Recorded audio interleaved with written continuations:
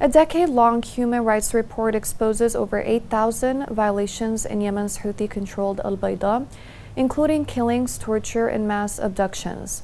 The Yemeni Network for Rights and Freedoms urges global action, calling the war crimes. This report has more details.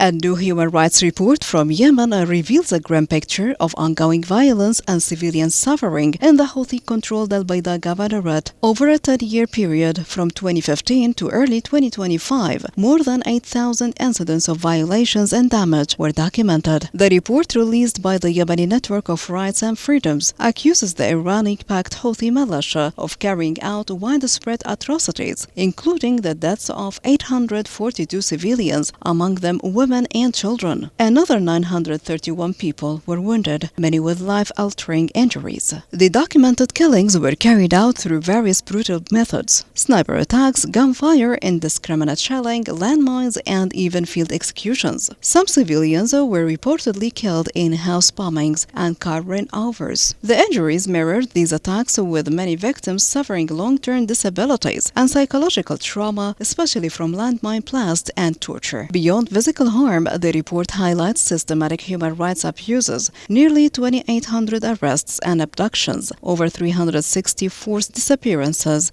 and hundreds of torture and abuse cases, all part of a wider pattern of repression. The Yemeni Network says these acts amount to war crimes and are clear violations of international humanitarian law. It's urging the United Nations and the international community to intervene, demanding pressure on the Houthis to lift the siege on Albaidaa and allow humanitarian access. The report ends with a call for accountability, asking global bodies to investigate, prosecute those responsible, and protect civilians in conflict-affected areas, which is a stark reminder of a human cost of the war in Yemen and a call for global action that's growing louder.